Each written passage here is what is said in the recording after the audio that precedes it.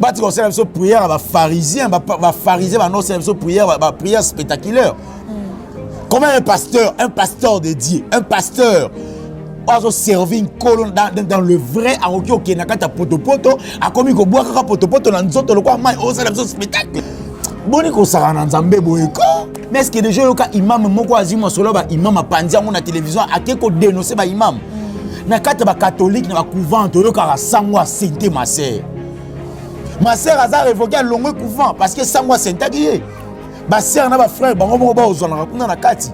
Ba sœur ba osaka ba film ba porno ba ozona. Des jours yoka ngwe bimi sango mo avant na teva na ko dénoncer ka bango. Toujours l'église de réveil. Pourquoi église de réveil? De Roger Bakazaki au four et au moulin parce que toi ba bimisi de ko business, de Roger Bakazaki ba bimisa de ko business, toi ba bimisi de ko business, ndenza ba lobeli ko tika pe mo mbali ote. De Roger Baka ayesu ko sa biso makamba elonga. OK. Ndeko elonga abimi na prison.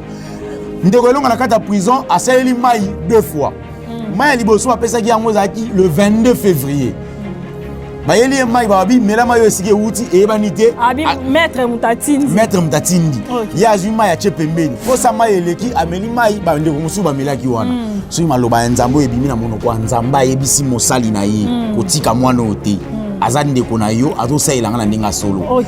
Ndeko évangéliste Roger Baka linga atika elonga kana présenté andala ndela ye parce que évangéliste Roger Baka ngana ba lotale na petit da na zamona mukie. Roger Baka m'a influencé au sein de l'église à Sonika Futa. Roger Baka m'a influencé à okende ba 7 na siwa banza na rutu mokali. Roger Baka m'a influencé na ona kende. Roger Baka m'a influencé tellement na monde spirituel. Naza contre Roger Baka te. Chez Bissou Télévision, chaîne Oyo Kokani na yo. Chez Bissou Télévision, la chaîne qui vous ressemble. Chez Bissou Télévision, deuxième vitesse. N'hésitez pas à liker notre vidéo. Et si vous êtes nouveau sur notre chaîne, n'oubliez pas de vous abonner et d'activer la cloche des notifications. Fini tous les tracas. Créez une chaîne YouTube professionnelle Nayango Okozwa. Un logo professionnel, une page Facebook professionnelle. Monétisation. Oui, première vidéo gratuite. Na Oitali, déblocage de paiement, gestion de vos chaînes YouTube, protection de vos vidéos, boostage, monétisation en RDC, prise de vue et réalisation de vos vidéos. Problème Nyonso Etali site nayo, Binga Biso.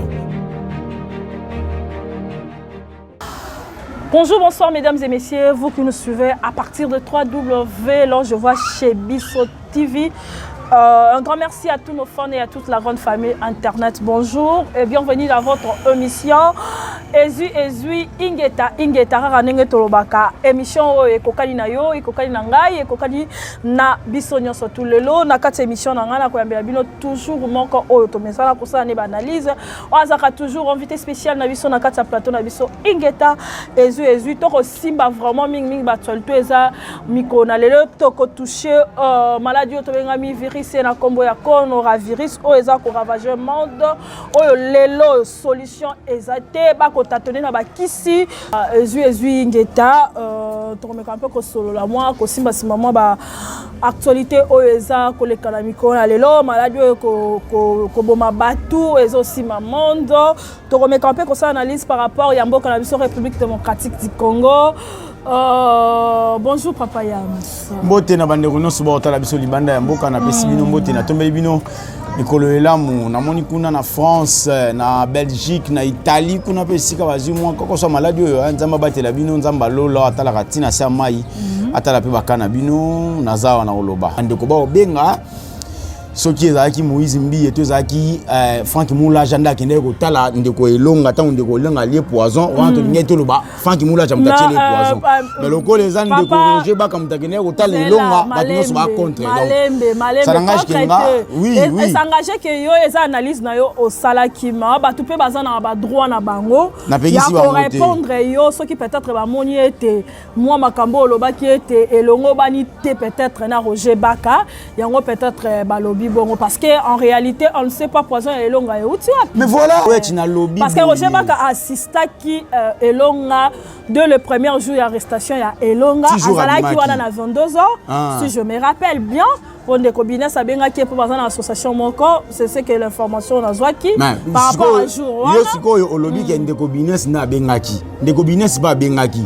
papa pe évangéliste tango ayaki a lobby nzambe mutalaki saki non il a dit ceci tango koma qui juste pour na a aider Binance par rapport ya malolenge la on va travailler à la bémission la bango quand il a vu Elonga et l'esprit de Dieu lui a parlé que non kotika mwana o te asa musali na ngai mais kako landela jusqu'à ce que azala libanda ya boloko c'était ça parce qu'on a ça analyse na ngabou bande ko na habité ce ba comprendre linga na ngama bien habité pour moni bande ko mususu basali 30 ans 40 ans 50 ans na poto aibi msope linga la sous moi bien te pour biso makamba linga le bota maka terme du jour au jour comme au petit chana no boye wana na msuto mo zagi pété o comprendre est-ce que comme na cop on comprend balingala wana bango msu ba oyeba te boma moto moni bango balingala na bato bakena mo kala na poto ba oyeba te mais bato ba oloba ki osaki directement tu adressé directement à Roger Baka en fait analyse d'angeza qui analyse mon sympa très sympa sauf que bandeko bazwa ngana angle mabe na biboyi ndeko Elonga allié poison avant à kota prison après que kota prison yo analyse d'anga bandeko bana ndako ndeko Roger Baka je le respecte beaucoup. J'aime tellement ce monsieur évangéliste Roger Baka ngala ba l'hôtel na petit da na zamona mukie. Roger Baka m'a influencé au sein de l'église à Sonika Futa. Roger Baka m'a influencé à okende ba 7 na siwa banza na rutu mokali. Roger Baka m'a influencé ngona kende. Roger Baka m'a influencé tellement na monde spirituel. Naza contre Roger Baka te. Bandeko bazona angle ba ozolati. Comme na ngeza nini? Ndeko nanga wechi. Ndeko na biso Elonga azui poison te avant akota prison. Non, azui ki poison na ye après kobima prison de te ko constater que Elonga azana poison. Bato ba sesa poison ba pesa na dato poison e umeli na zoto ba pesi date ya poison ba dit poison sali 1 mois. To calculer depuis Ndeko Elonga sali poison. Il y a mois passé. Ndeko Elonga abimaki poison abimaki prison le 25 février. Ba gagné le 21 abimi le 25. Ayo sali c'est examen na ye le 27 Azad Jana poison, ça fait un mois. Ouais. Cela veut dire, et ça lit le 25, un mois. Un mois, oui. On de relonga c'est un poison. Mais alors, si tu as ça analyse, on a tout na de relonga bonne question na ngai na émission sur Botala bien quand na chemise sur télévision on a le bibo. Est-ce que tu as connu déjà évangéliste Roger Baka avant de relonga m'a répondu non. Ba yebanité tout à fait. Ba yebanité, ba na voilà, on a une question mususu na bi nini nde animaki frère Roger Baka aya ko assister yo. Les frères Zaï Claire, Dieu lui a parlé. À soleil inayi. Bon, de Roger Baka zaki au four au moulin parce que toi va bimisi ndeko business, ndeko Roger Baka ba bimisa ndeko business, toi va bimisi ndeko business, ndenza malobeli ko tika pe mwambali ote ndeko Roger Baka ayesu ko sa su makamba Elonga. Ndeko Elonga abimi kacho le 25. Après le 25 février, mars, ba yo sala azana na poison il y a 1 mois. Ba lobi te kana poison il y a 1 mois na 3 jours. Non, 1 mois, parce que de Kouta Nini Oyo. Depuis jour abimaki le 25. Le 25, si à nos jours aujourd'hui. Le 22, ouais, mais là, le 22. Là, il peut moutou na lobby qui est na ici, papa, on a, ouais, médecin, qui lobby, mais là, il poison, il y a 1 mois, 2 jours. Pour balobi ma le 22 pour le 25 le 25 et ça lit 1 mois. Il y a une main noire par rapport il y a non parce que ça analyse non on est des intellectuels papa. Tout ça intellectuel quand tu parles que le médecin a dit ou bien la personne dont a sali Elonga examen le du 25 au 25 c'est-à-dire que le 25 dans Oyo Elonga ça qui vidéo pour na quoi adresser la famille présidentielle que non bah moi ce qui diront le mission avec une décobinesse et les acquis famille présidentielle était ba excusé. On y a un moment ba journaliste me soudan de ça na bombe émission faut hôtel azana déontologie nini. Azana ba relation nini na batu nini parce que moni influence ya vie na ngai et ko so que ça fort et qui influencer vie non so vie nous a faible. Il y a ça on est là que notre rejoindre na place étant que concerne il y a je retire le terme utilisé. Un peu de peser les mots durant le mission par rapport à notre sœur Aza concerne na biso. D'accord. Tu éviter le féminin et ça là qui attaque je retire le terme. On peut pas revenir sur ça. On parle bah Ndeko Elonga ça émission est belé et pas barisé abeti 100 000 vieux pas business abeti 100 000. Non et pas business 25 tout consort. Voilà. Est-ce que mission oh il y a Ndeko Elonga ça pas Barési, Nandego ya Oya Sage Bandego Business, Ndego Business est à Makas. Le fait. Mais le propos, les paroles d'où Oyo Asakina durant le mission. Tous on connaît ma lobande yango mema qui est comme ça kuna et pas kasongo. Bon, les longs de Golonga za na poison. OK. Non, qu'est-ce qu'il faut initier parce qu'on est tous des intellectuels tozawana. Yo lobi ke amela ki mai le 22. oya sukola ke le 25 chers téléspectateurs ba otala biso. C'est-à-dire que le 25 Kouanande, na docteur à l'obus, na le 25 temps, le 27 on va s'allier à l'obus en mois. On peut aussi toutefois, tout ça la addition. Tout le long de 2 jours, il y a examen ça qui le 27. Tout soustraire moins 3 jours, oh il y a côté prison à consommer et le vendait.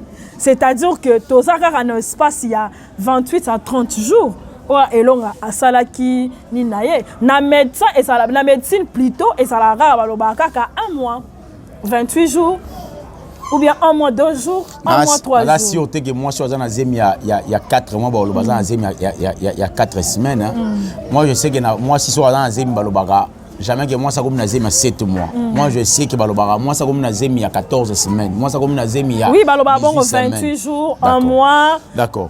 Donc, le docteur va dire pourquoi on ça la précision. Moi, ça il y a 14 semaines. Non, il y a 14 semaines, il y a 2 jours. Ok. Vous voyez? Pourquoi si quand il y a l'obélate que Mayo, qui est, oh, il y a un long, qui me colo, babimi, ça qui est, alors que Amela qui maille, balobi, pas payer sa maître. On peut permettre de répondre à la question. Allez. Alors, il va appeler sa maître. Ah oui. Il y a sa maître. Il y a un bibo. Il y a un journaliste qui a un confrère de quoi journaliste. Ok. Et ça débat. Peut-être na bandeli likamuna ngai ba propos na ngana oteni. Nazana le problème te na évangéliste Roger Baka. Azali muto ngana lingaka mingi depuis azo ko interpréter ba film. On sait. D'accord. Na lobi pété que Mayo Roger Baka yaki na ngonde za ki mabe. Yé moko Roger Baka tanga bimi na 22h.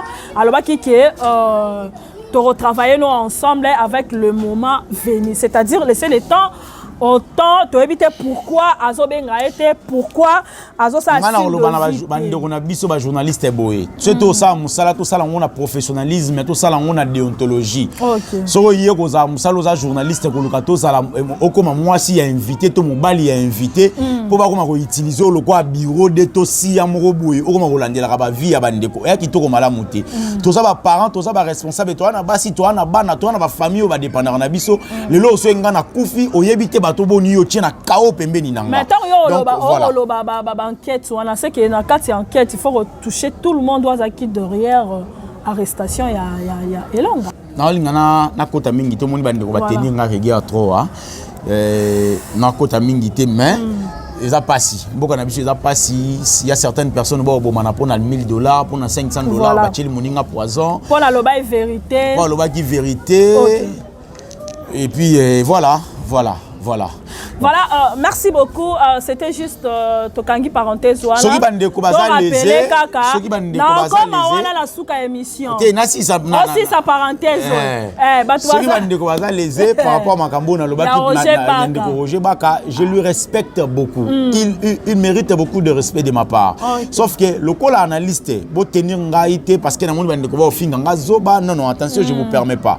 Arrêtez d'être fanatique, arrêtez d'être fanakuiti ndemoko elonga lobaka. Place les noirs, il faut que le noir, place les blancs, il faut que le blanc. Voilà elonga na ngena loba. Merci beaucoup. C'est-à-dire le message est passé chers téléspectateurs, to respecter abino mingi ba fan na biso chez Biso TV, na ba obatala biso en dehors ya chez Biso TV. C'était le message de Yams à propos ya poison ya Ndeko Elonga par rapport ya analyse à ça qui na Roger Baka.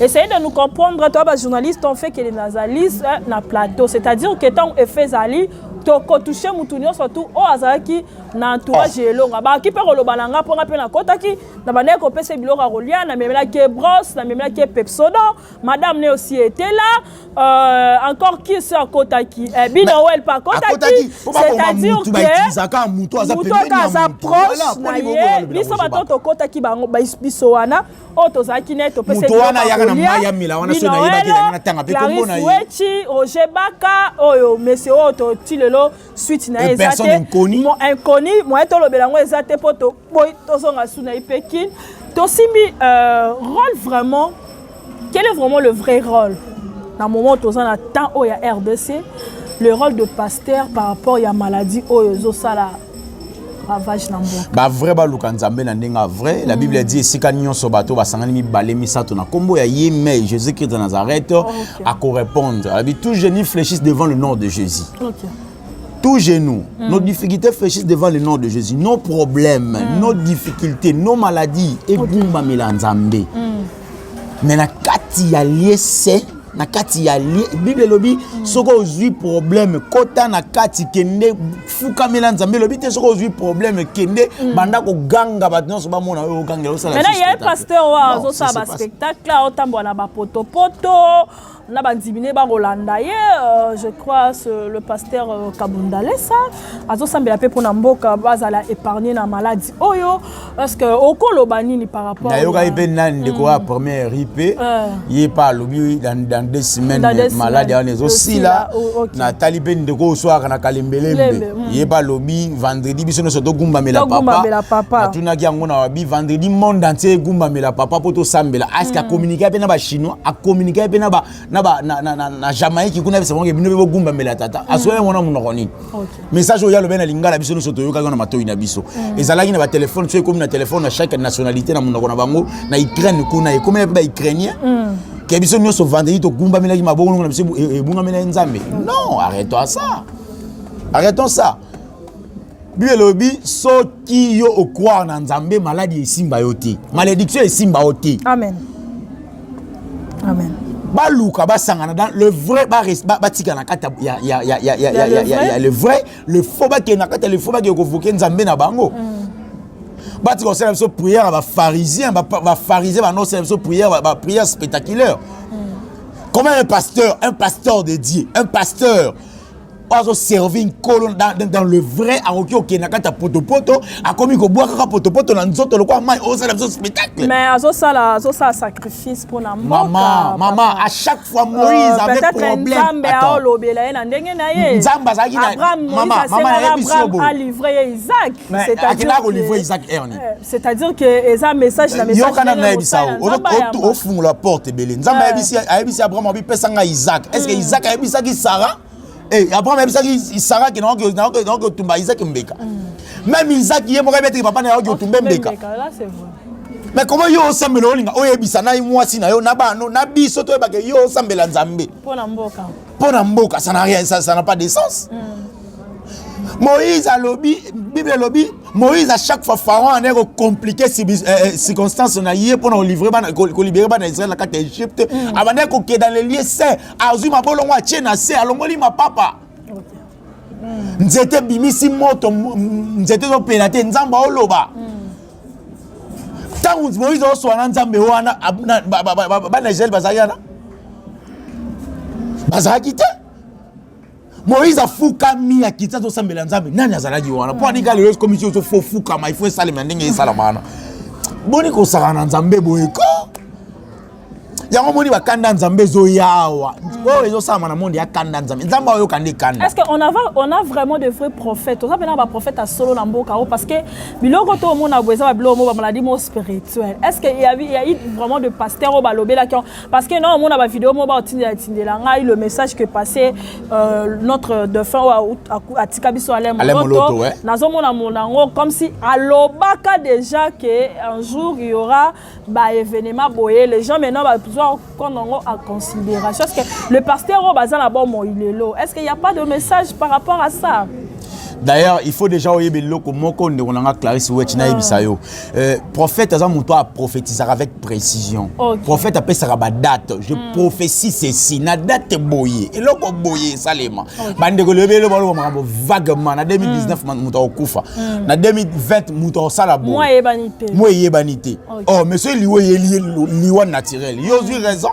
On a prophétisé en 2019. Na prophétisé mais non, soyons sérieux. Soyons sérieux. Là revenir au bateau bazana vrai. D'ailleurs je parlais avec un pasteur, un prophète en France. D'ailleurs il y a même une émission toi no solana parce que en direct ouais pasteur Aza en fait il m'a parlé à Fungolinga sous moi sans sa connaissance mon robot. Pour me dire ceci.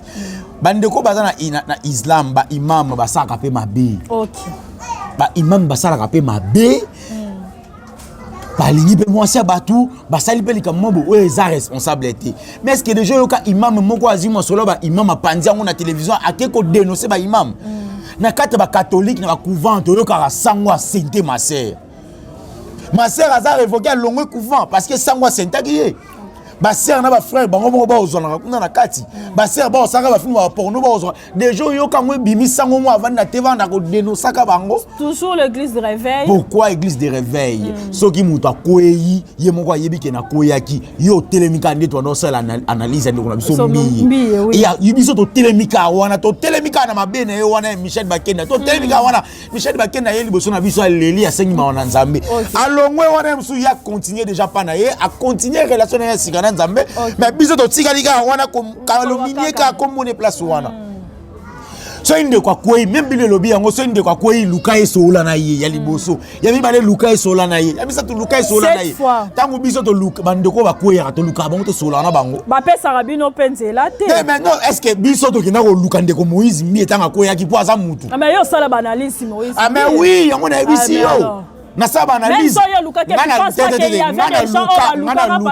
luka téléphone naza nango oyo Moïse lui ne reçoit pas les gens. Écoute ngana luka ndeko Moïse mbi batu na papa o nani comme on est nani na quatre églises na ye et pas phrase oya longwa te pas phrase te nani dire cap na yemo comme on est ko yaka neto sola na luka 2 fois na zone de Moïse mbi était d'ailleurs tant on a salé mission bande ko musuba luka ba menasa na perdre téléphone naza nango et utaki batindela ngi utaka France. OK.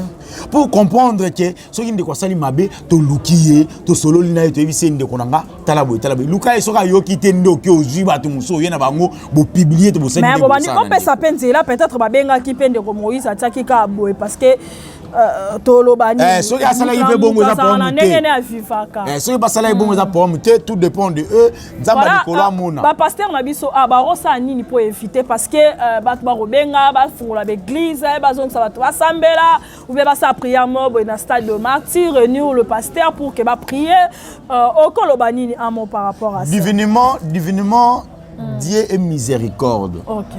Malade ebomi bato ebele to se monke na Italie to se monke na Italie bato bakufi ebele bato babiki pe ebele plus de 8000 personnes babiki na Italie même surtout saka propagande ya bato bakufi baza ebele mais bato pe babiki baza ebele 8000 c'est le saka na moté eza bato ebele babiki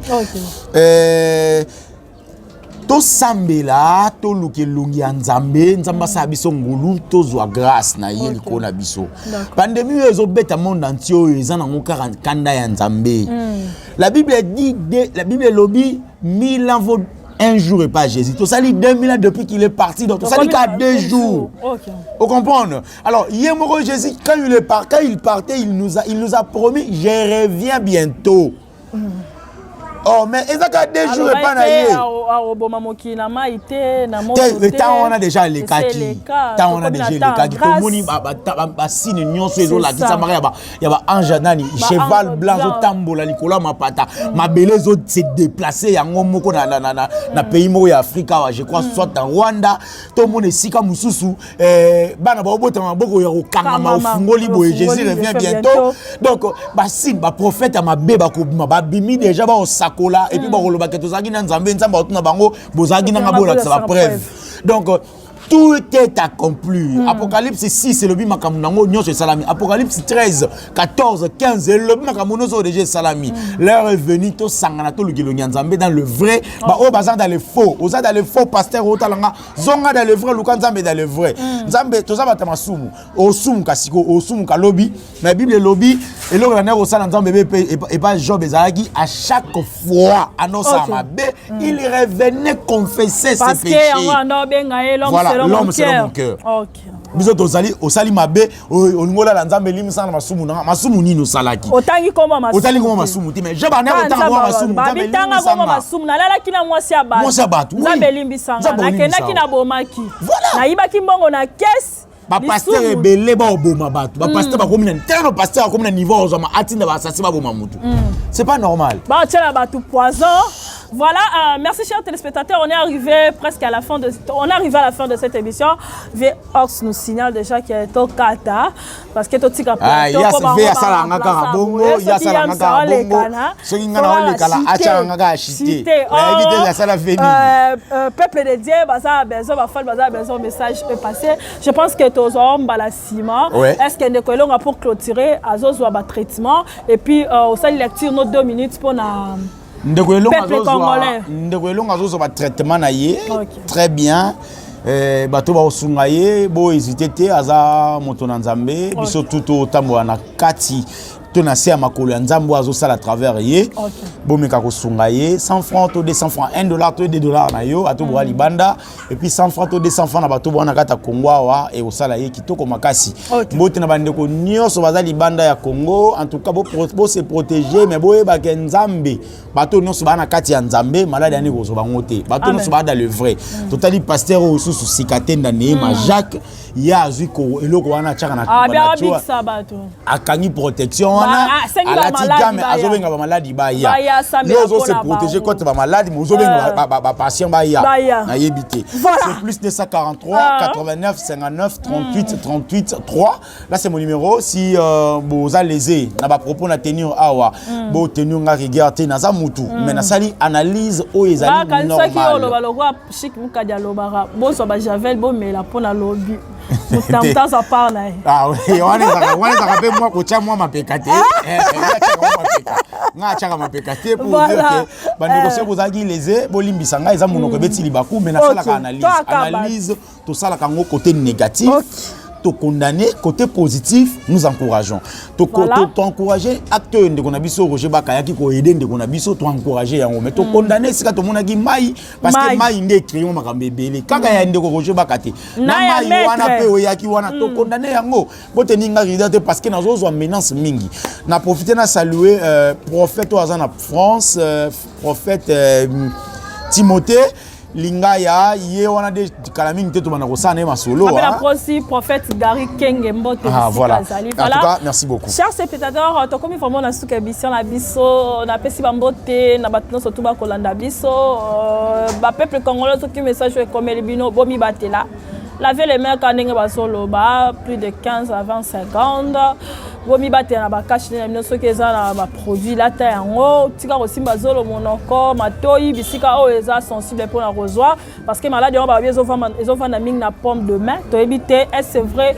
malade yango eza na Congo mais c'est un peuple congolais sensibilisation eza kaka to mi batela to senga Nzambe kanga ekuke na yo bonela Nzamba oyoka mi bale misatu bisika basangani Nzamba yo rapport papa atala kata ndako bozali ya mi bale so bosambeli Nzambe akoyoka bino voilà ba pasteur no so bosara ba pasteur diabolique wana totika bino te vous pensez que vous détruisez la vie de gens Elonga ba Elonga mususu wazali ebele o bakobima plus que Elonga c'est-à-dire que bon ça eloro te tant que Jésus-Christ nanu azongite arobimisara bato ba ne ko dénoncer bino to pesi ba bonne guérison na Elonga pe na famille mobimba ya évangéliste Elonga Nzambe asimba bango abatela bango bandeko baza na besoin ko soutenir Elonga numéro ya Elonga bobenga biso na numéro eza na barre écran comme ça ba passer bino numéro ya Elonga na Kinshasa un peu partout parce que au traitement à poison ça demande de l'argent bien comme ça tout ça on a battu tracasserie le message vraiment est passé merci à toi Chic Mukadi derrière cette réalisation de cette émission vieux hors bisika na pesio bambote ba pesa ka minga chaîne et ça la bien abonné be pour pas $1 na pesi mbote na ngai na Fabien Poyi na bossa était papa Mardoché et la japonaise et na pesi bambote maman Lydie Mukadi na bana nyonso tout Mutamba la patronne voilà mukolo chaîne maman bonheur ya moi sinon to ya owana maman bonheur élégance basika élégance nga na pesa ya moi sinon maman bonheur na pesa mbote sika zali moi sinon nga owana na ba raté so ezaka na merci beaucoup on a chaîne chaîne na ebo s'abonner na Congo ya lobby à Congo comme il y a 300 abonnés voilà merci fini tous les tracas. Créer une chaîne YouTube professionnelle Nayango Okozwa. Un logo professionnel, une page Facebook professionnelle, monétisation, oui, première vidéo gratuite. Na Italie, déblocage de paiement, gestion de vos chaînes YouTube, protection de vos vidéos, boostage, monétisation en RDC, prise de vue et réalisation de vos vidéos. Problème Nyons Italie site Nayo, Binga Biso.